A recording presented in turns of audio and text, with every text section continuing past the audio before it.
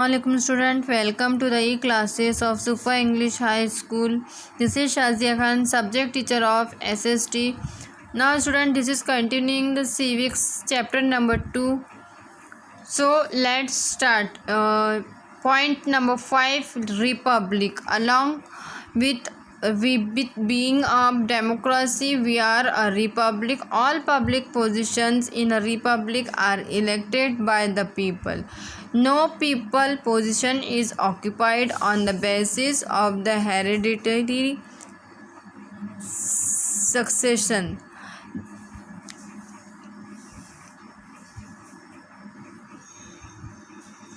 The position like the president, the prime minister, the governor, the chief minister, the mayor, the sarpanch, etc. are public position. Any Indian citizen fulfilling the prescribed age criterion can get herself elected to any of this position in a monarchy. This position may be occupied by members of a single family following the principle of heredity. Now in this republic they have explained that the word republic means that all power vests in the person that the people choose and not the hereditary king or queen. Now it means that the head of the state that is elected directly or indirectly for a fixed tenure. Now the President of India is elected by the Electoral College for the fixed period of 5 years. Now, any Indian citizens can be get elected for the following position, like they have given the position name: the president, the prime minister, the governor, the chief minister, the mayor and the sarpanch. Okay student, now the preamble has guaranteed the Indian citizens the three values of justice, liberty and equality. It has enjoined upon the Indian citizen to practice these values and make laws in keeping with these values. Let us understand these values.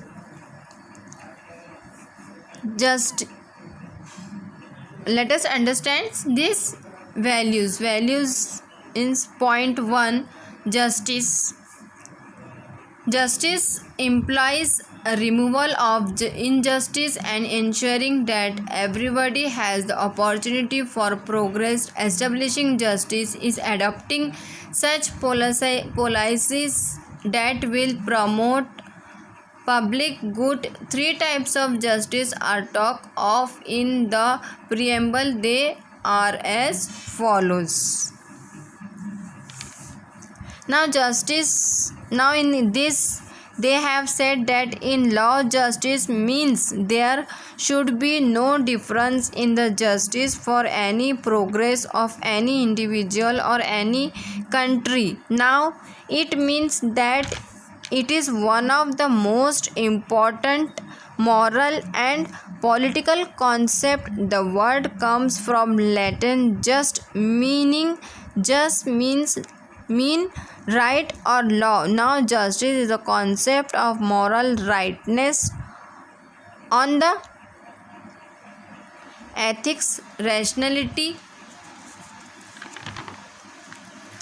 law, then natural law, then religion, equity and the fairness, as well as the administration of the law. Now let's take the first justice. Point A, social justice. There should be no discrimination among individuals on the basis of caste, creed, race, language, region, place of birth or sex. As human beings, all have the rights to the same dignity and respect the same status. Now there's social justice is a fundamental right. It means that all discrimination such as caste discrimination, untouchability, gender discrimination should be ended. As human, all people have the right the same dignity and respect, the same status. There should be no discrimination on the basis of caste, creed, sex, gender, religion, etc. Okay, student. Now, point B, economic justice. Poverty leads to evils of hunger, deaths, or malnourishment. If poverty is to be eradicated, everyone should have the right to a sources of livelihood so as to look after oneself and one's family. Our